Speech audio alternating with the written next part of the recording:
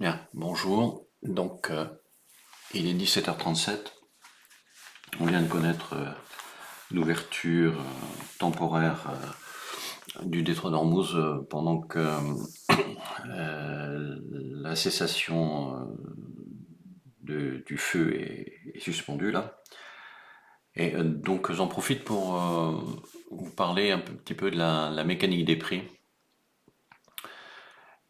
du market profile et puis de deux questions qu'on peut se poser, que je me pose encore assez régulièrement, où j'ai ma propre appréciation des choses et puis où vous ferez votre propre idée, c'est-à-dire où sont les prix les plus hauts, où sont les prix les plus bas, et quand est-ce que la tendance des prix s'inverse si on part du principe qu'on trade en fait toujours dans le sens de la tendance. Alors, la mécanique des prix. La mécanique des prix, c'est quelque chose en fait qui vient ce qu'on appelle du market profile, du volume profile, de l'order flow, du footprint, des imbalances et de l'unfinished business. Bon. Tout ça, c'est de la terminologie technique. Ce qu'il faut retenir, euh, c'est que Steinmeier, en 1982, s'est posé des questions lui aussi et a décidé de reconsidérer le marché plutôt comme une structure de marché plutôt que la structure du marché par lui-même plutôt que par les indicateurs. D'ailleurs, vous avez peut-être remarqué que très souvent, quand je fais des présentations, je dis toujours les prix d'abord, les indicateurs après. Et je n'ai pas changé d'avis, ce qui ne veut pas dire qu'on n'utilise pas les indicateurs, ou qu'on ne cède pas des indicateurs, puisque je m'aide, comme tout le monde, des indicateurs. Par contre, les prix sont préférentiels. L'order flow est préférentiel. Donc en fait, j'utilise un croisement de la mécanique des prix, de la technique, la théorie de Steinmeier de 1982 et la technique graphiste chartiste classique associée à la technique des moyennes mobiles en plus encore effectivement l'extra trend, le volume cumulatif delta, enfin bon d'autres choses que vous avez déjà vues sur mes graphes. Mais aujourd'hui c'est pas le sujet. Aujourd'hui le sujet c'est de parler de la structure du marché dans la mécanique des prix. Sur le plan historique, il faut se rappeler qu'il y a encore une dizaine d'années, les retail, c'est-à-dire nous, les boursicoteurs ou les apprentis traders, on n'avait pas accès en fait euh, aux techniques, je dirais, modernes et aux techniques des traders professionnels. On ne savait pas comment ils faisaient. À l'époque, il y a beaucoup de traders qui tradaient ce qu'on appelle au carnet. Trading au carnet, ça s'appelle, d'accord? Et en fait, ce trading au carnet, qu'est-ce que c'est? C'est un trading qui est réalisé en fait sur la mémorisation chez des personnes ayant un cerveau entraîné à ça et bien fait, sur les volumes de transactions d'acheteurs et de vendeurs à certains moments sur des délais et des espaces-temps différents. C'était ça le trading au carnet. Donc vous verrez encore dans pas mal de propositions d'influenceurs et de formateurs des notions de on va vous apprendre à trader au carnet. Voilà. Le problème c'est que le trading au carnet, ce qu'on appelle le DOM, hein, bah, c'est complètement dépassé. Voilà, de mon point de vue. Après, faites-vous une idée. Mais il y a encore des gens qui disent trader au carnet. Pour moi, on trade sur les flux, sur le market profile, sur l'order flow, c'est-à-dire le flux des ordres, d'accord? Mais on ne trade plus au carnet. On ne trade pas au carnet. C'est une terminologie qui m'apparaît relativement fausse. Voilà. Donc, dans le résumé de la définition de la théorie de Steinmeier, il dit le prix avant les indicateurs, donc je le redis une deuxième, troisième, dixième fois, et donc certains indicateurs du market profile ou du volume profile comprennent notamment ce qu'on appelle le POC, la value area et l'initial balance. Pareil, ce sont des terminologies. Si vous voulez comprendre et chercher ce que ça signifie, faites-le, parce que personnellement, et ma façon de faire, c'est de croiser encore une fois plusieurs techniques pour arriver à faire un trading relativement précis et de qualité. Et donc j'utilise ces indicateurs, je les ai utilisés plus exactement, puisque j'ai toujours conservé par exemple le POC, donc vous voyez que j'en parle toujours, mais vous ne me voyez plus parler de la value area, vous ne me voyez plus parler de l'initial balance, vous ne me voyez plus parler du footprint, etc. Tout ça, ce langage en fait, c'est de la grammaire, enfin, c'est pas de la grammaire, c'est du langage technique. Je l'ai assimilé, transformé en autre chose, en fait, dans mes graphiques chartistes classiques. Bon, voilà. Donc maintenant, on va essayer après cette introduction, on va essayer de parler de où sont les prix les plus hauts, où sont les prix les plus bas. Alors pour faire ça, je vais, et là, je vais essayer de répondre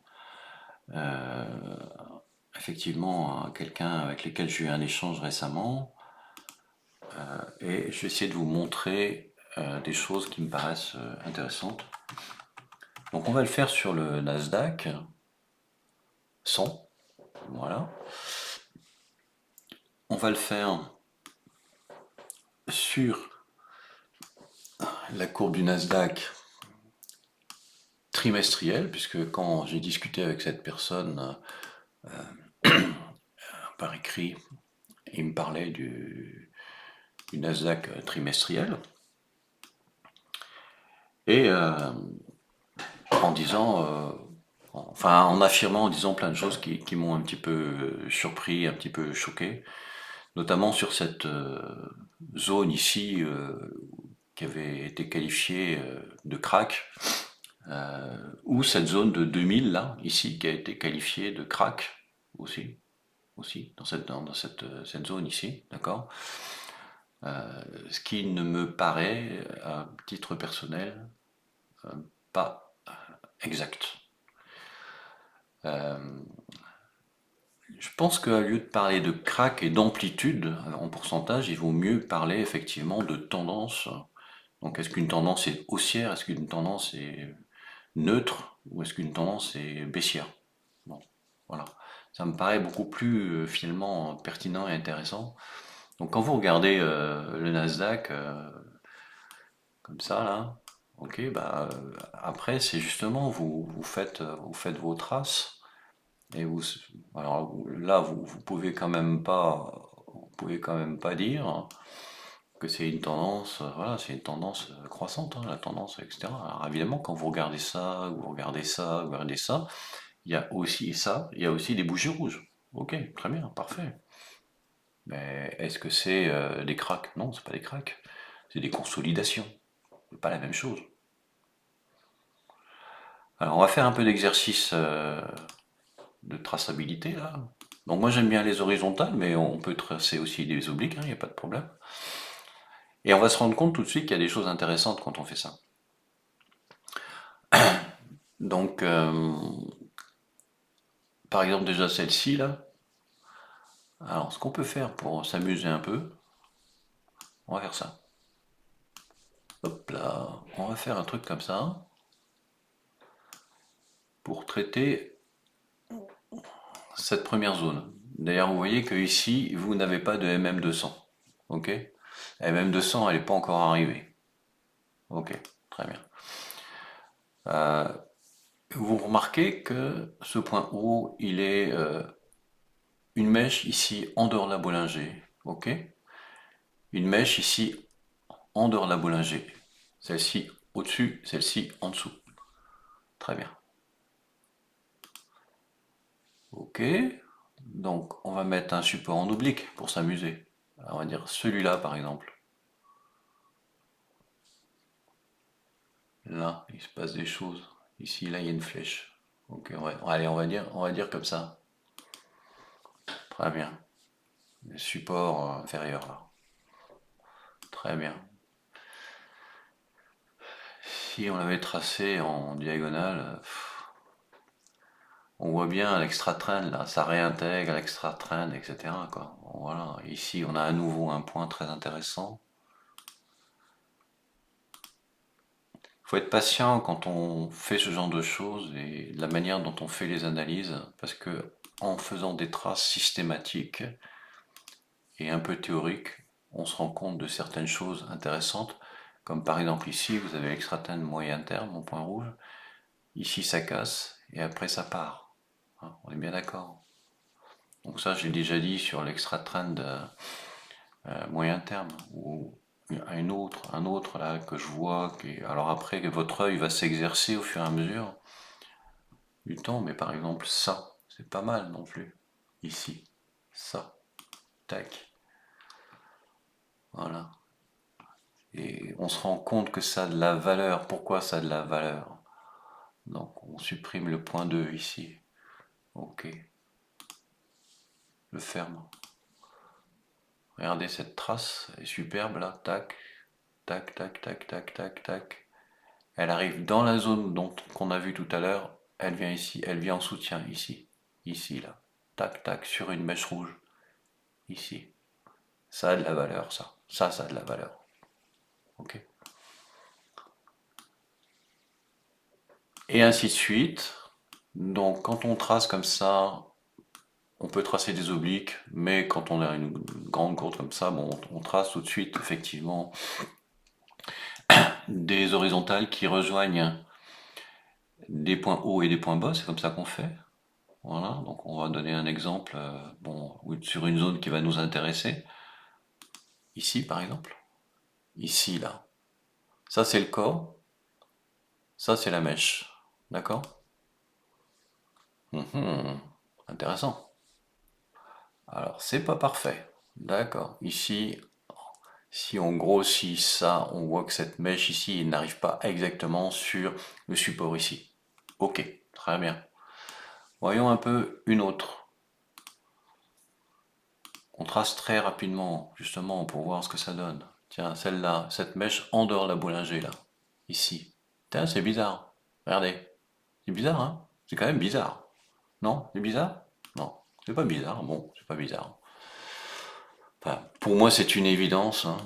Voilà, et depuis le temps que je pratique ce genre de truc, voilà, vous avez ça, qui vous regardez cette mèche, et vous voyez ce qu'elle, enfin, vous voyez cette bougie trimestrielle, vous voyez ce qu'elle a fait, et que les gens ici ont le culot d'acheter, d'accord?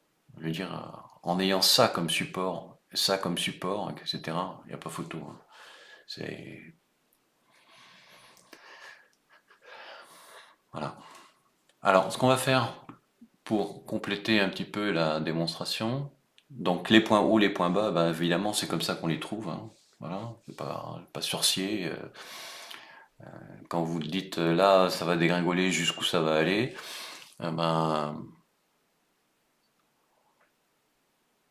si vous tracez tous les jours, si vous faites tous les jours vos traces, vous vous rendrez compte que 9 fois sur 10, vous allez retrouver quelque chose d'intéressant.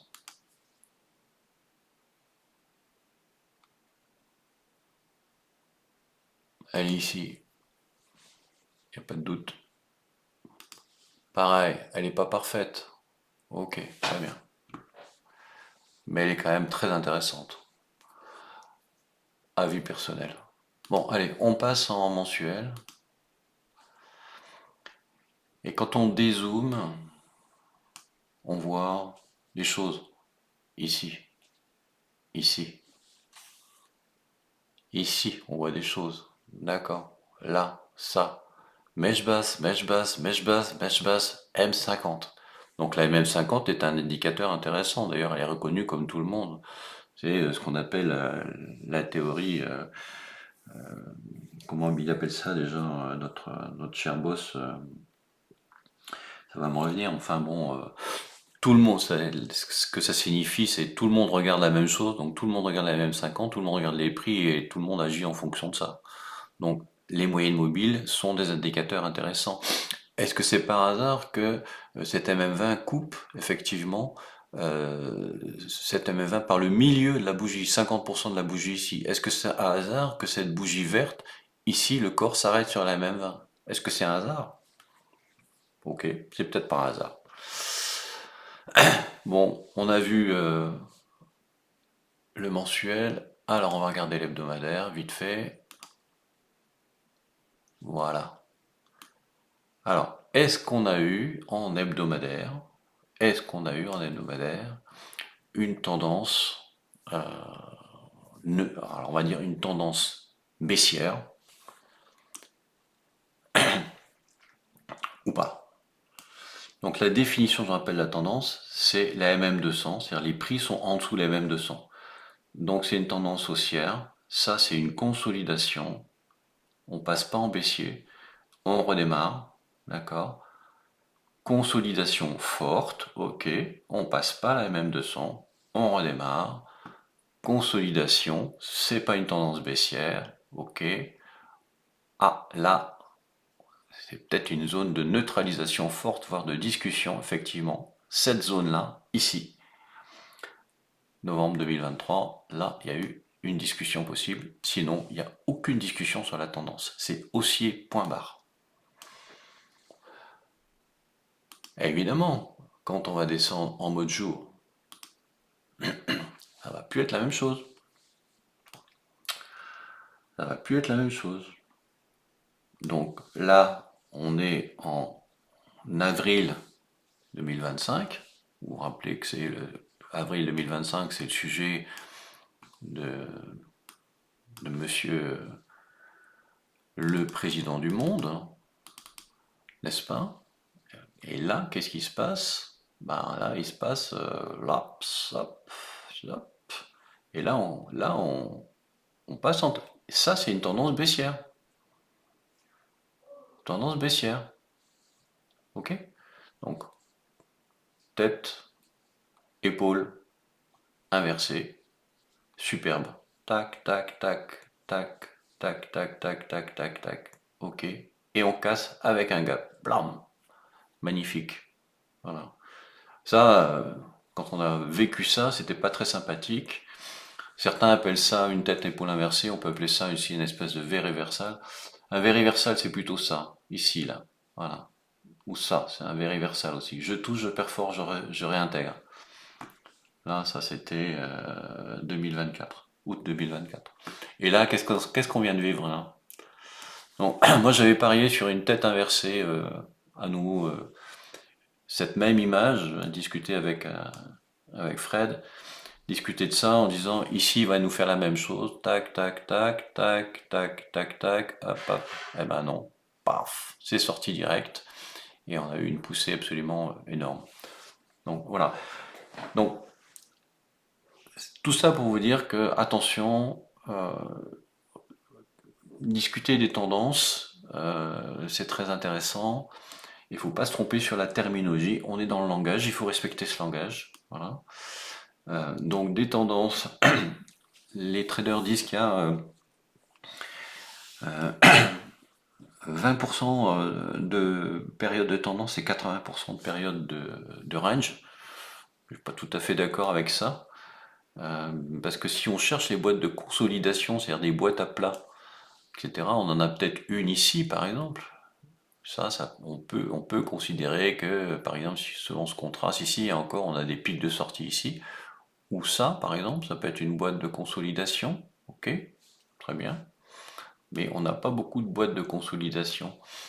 Les boîtes de consolidation, on les voit plutôt, effectivement, ça ici, là, c'est une boîte de conso à plat, ici, là, comme ça. Les boîtes de consolidation, on les voit sur des espaces-temps qui sont plus courts. Donc par exemple, sur du 4 heures, on va peut-être en voir un peu mieux. Ah, ça continue là, hein, ça pousse dur là, hein, d'accord. Vous voyez que le Nasdaq, il a quand même aussi pas mal de gaps, pas mal d'accidents hein, de parcours. Donc il faut être quand même un petit peu méfiant quand on traite ce genre d'indice qui est quand même quelque chose de volatile. Ça, c'est une boîte de consolidation. Pas trop. Celle-là, peut-être à peine et encore. Ça, c'est une boîte de consolidation minuscule. Voilà. Donc, sur le Nasdaq, vous n'avez pas beaucoup d'espace et de boîtes de consolidation. Celle-ci, c'était une espèce de boîte assez importante, assez longue et assez ample, un peu compliquée. Bon, voilà. J'espère que vous avez vu les plus hauts et les plus bas. Après, il y a d'autres techniques pour voir les plus hauts et les plus bas, hein. Vous pouvez utiliser des Fibonacci avec des pourcentages, vous pouvez, enfin, plein de techniques d'indicateurs qui vous permettent de regarder les plus hauts et les plus bas, mais n'oubliez jamais de regarder d'abord les prix, voilà, et ensuite les indicateurs. Quand vous faites du Snellman-Meyer, vous regardez les prix et ensuite vous regardez les indicateurs. C'est très important. Voilà. Bon, maintenant je voulais vous parler d'un autre sujet euh, que j'aime beaucoup aussi et qui va tout à fait dans la mécanique des prix et dans le Snellman-Meyer. C'est celui des divergences haussières et baissières. Et ces divergences permettent normalement d'affirmer si on va changer de tendance et ça va permettre, euh, quand on fait du trading d'actions ou d'indices ou de futurs ou d'ETF, ça permet de prendre des décisions éventuellement sur quelle est la tendance, comment elle est et qu'est-ce qu'elle peut devenir. Alors, je vais vous en montrer des... On va peut-être repasser en mode jour. Ça peut se faire sur tous les espaces-temps. Et ce qui est important que vous compreniez, c'est qu'il faut utiliser plusieurs espaces-temps pour trader. Vous ne pouvez pas trader sans utiliser plusieurs espaces-temps. Et que, bien entendu, le sujet de la contamination des espaces-temps est très importante. Donc, alors c'est un petit peu délicat de vous montrer des inversions sur le Nasdaq parce que je n'en vois pas beaucoup. Si j'en ai une ici que je vais essayer d'analyser et de vous montrer, la plus belle que j'ai vue en faisant très vite, hein, c'est celle-ci.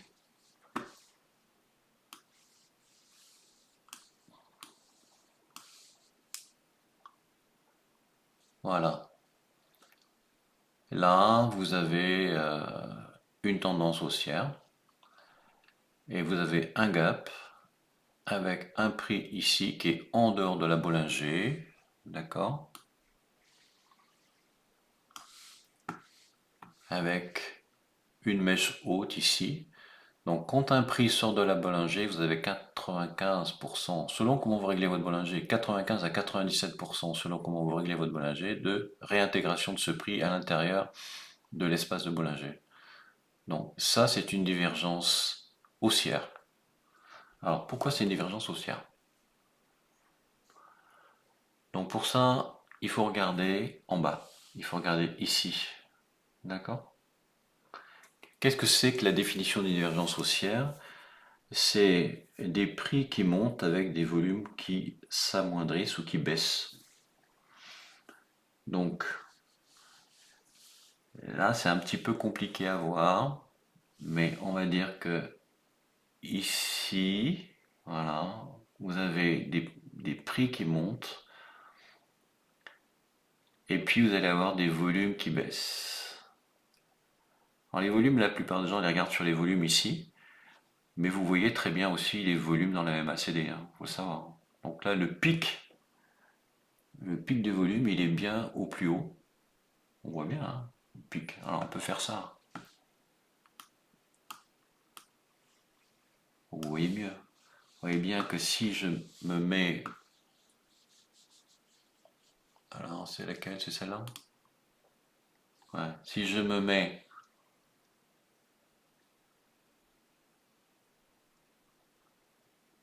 ici, je suis donc sur le pic de volume et donc j'ai les prix qui ont monté, les volumes baissent et les prix vont baisser ensuite.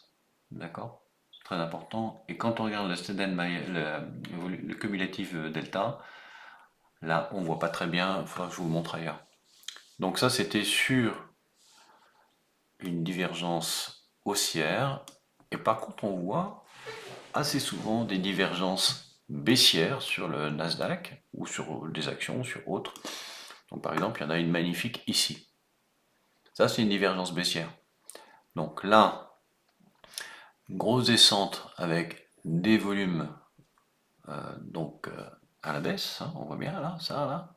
Ouah, ça descend, ça descend.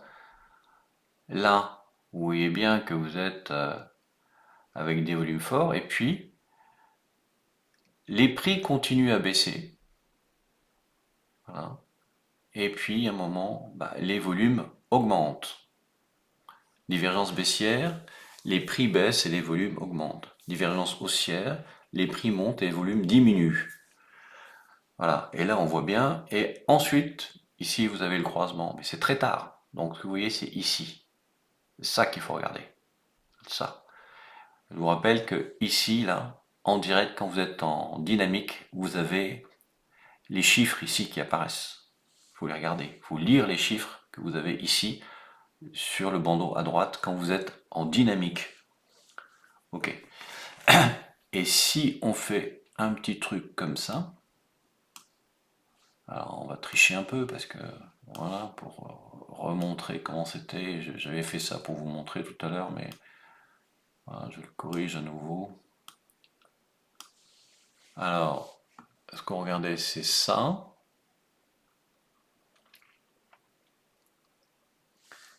Donc, dans le cumulatif delta, classiquement, on voit effectivement ici que ça va s'inverser là. Ça s'inverse aussi avant la MACD. Le cumulatif delta s'inverse avant la MACD. Je le dis, je le redis, les prix toujours avant les indicateurs. Donc le premier signe, prix en dehors de la Bollinger, d'accord? Pas toujours évident à voir, ok. Vous avez ensuite un RSI, comme vous le voyez, comme par hasard, qui est à 31, hein, d'accord? Donc vous savez qu'il y a deux bornes, c'est 30 et 70. Donc on est très proche de la borne inférieure du RSI. On a ici des volumes qui vont augmenter avec des prix qui continuent à baisser, les prix baissent puis s'inversent. Et dans le cumulatif delta, ça anticipe un petit peu, c'est-à-dire que ça remonte ici, là, ça, ici, là, 19 avril, on voit que le 18, le 22 déjà, c'est déjà reparti, quoi. On a déjà, entre le 18 et le 22, on a une augmentation du cumulatif delta qui nous donne la poussée qui viendra. Voilà. Après, je vais vous parler, pour terminer, d'un truc qui est quand même, qu'il faut bien comprendre aussi, qui est important. On va rester en jour dans le Nasdaq. Alors, c'est ce qu'on appelle ici le volume profile. Et ce que je veux exprimer, c'est que le volume profile, c'est-à-dire la présentation de la tendance des prix, de l'équilibre des prix, du déséquilibre des prix, elle est beaucoup plus facilement interprétable dans cette manifestation ici qu'il faut régler correctement, d'accord, mais bon, j'ai déjà fait un truc là-dessus, donc vous vérifierez ou on en reparlera. Et cet indicateur de volume par prix de Sellenmayer, il est beaucoup plus puissant que les moyennes mobiles. Ah, alors pourquoi? Si vous prenez l'exemple ici, vous êtes en 500 unités un jour. C'est-à-dire qu'une bougie fait un jour, et dans le schéma, vous avez PRT, vous met à votre disposition la possibilité de mettre 500 barres, 500 journées. D'accord? Donc, les moyennes que vous avez qui sont calculées, elles sont calculées, effectivement, donc, sur des moyennes jours. Donc, c'est une MM20 jours, c'est une MM50 jours, etc., etc., une MM200 jours. Là, quand vous regardez les volumes ici par prix, c'est une quantité de transactions par prix entre ici et ici sur la zone du graphique que vous avez à l'écran. On ne parle plus de jours, on parle de nombre de transactions. D'accord? Donc,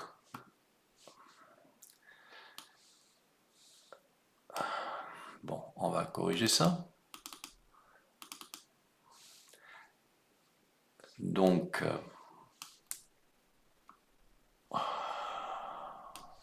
en plus, là, comme je ne sais plus à combien on est, mais bon, on va corriger cette notion. D'ailleurs, vous voyez, quand je bouge, ça modifie tout, hein. Voilà, voilà, je suis revenu. OK. Et donc, pour réexprimer ce que j'étais en train de tenter de vous expliquer, la différence qu'il y a entre les moyennes mobiles, c'est que vous avez les moyennes mobiles effectivement en mode prédéterminé, qui est un mode jour, d'accord? Et puis, par contre, le volume profile, ça correspond à ce que vous voyez dans le graphique. Et d'ailleurs, quand vous modifiez votre graphique, vous voyez votre volume profile qui se modifie, et si vous avancez, ou si vous reculez, vous n'avez pas, vous avez l'historique de ces prix qui arrivent ici. Ce que vous voyez arriver ici, c'est les transactions d'ici qui rentrent dans le graphique. D'accord? Vous les voyez qui rentrent. Mais ce sont des transactions historiques, anciennes. Elles servent d'indicateur. Par contre, ce qui est très très intéressant dans la notion effectivement du market profile, c'est que si vous passez par exemple ici, on va essayer de l'agacer un peu là, on va passer en centiques. Donc ça c'est ce qui s'est passé au moment du break. Ça me fait penser à Taz qui m'a dit qu'il y avait un trou de cotation. Bah, il est là le trou de cotation, tiens. Non, non, non, ça c'est la nuit, pardon. On est en centiques. Mais si on arrive à descendre, on va voir. On va descendre en 25 par exemple. Et quelle heure? Bah, le marché est toujours ouvert, hein. Vous pouvez voir, vous devriez pouvoir voir, alors on va le faire autrement parce qu'avec ça on va pas le voir, je vais vous le montrer en futur, si on arrive à le voir dans un espace futur. Donc je passe en mode futur, en contrat futur, et puis je vais essayer de vous montrer ce qui se passe, non pas en historique, mais en dynamique. Voilà, là on est en mode futur, on est en mode dynamique. Alors, je vous agrandis celle-là parce que moi j'ai déjà vu là, hop, je vous agrandis ça, etc. Et vous êtes comme ça, donc vous faites pareil, vous faites jouer votre machin là pour avoir de volume profile. Et qu'est-ce qui se passe? Regardez ici. Regardez les prix, regardez ce qui se passe en face là. C'est clair? Vous voyez les acheteurs, vous voyez, une fois que c'est fixé, vous voyez ici les acheteurs et les vendeurs qui se bagarrent. Vous les voyez en direct ici, de la même manière que vous les voyez ici. Voilà. Et c'est comme ça qu'on trade. Parce que c'est comme ça qu'on voit, effectivement, qu'il y a ici une pince de crabe, un trou. Est-ce qu'il va être comblé? Est-ce qu'il va pas être comblé? Ça, c'est le POC qui arrive là. Donc c'est l'espace le plus important qui a été tradé sur cet espace, etc., etc. Voilà. C'est comme ça que se réalise effectivement le trading suivant la notion de market profile. Voilà, donc vous jouez tout le temps avec ça. Une fois que c'est réglé, vous, selon ce que vous faites et selon l'espace-temps que vous choisissez de trading et de votre trading, c'est comme ça que vous adaptez votre trading. Et évidemment, vous regardez ça effectivement en... Là, je suis en son tic et on peut de toute façon trader sur du 50, du 100 et du 500 et du 1000. Voilà, vous avez le 500 ici, le 1000 encore à côté. Et qu'est-ce qui se passe? C'est que dans le trading de futur, la différence par rapport aux actions, c'est que vous avez une véritable contamination des espaces-temps qu'on voit très très bien. Voilà, et c'est très important parce que ça permet d'affiner votre trading. Bon, j'espère que ça vous aura permis d'approcher la mécanique des prix. C'est une technique qui est passionnante en fait, et je vous enclin à vous amuser avec et à apprendre des choses avec. Voilà, je vous souhaite de bons trades. À bientôt.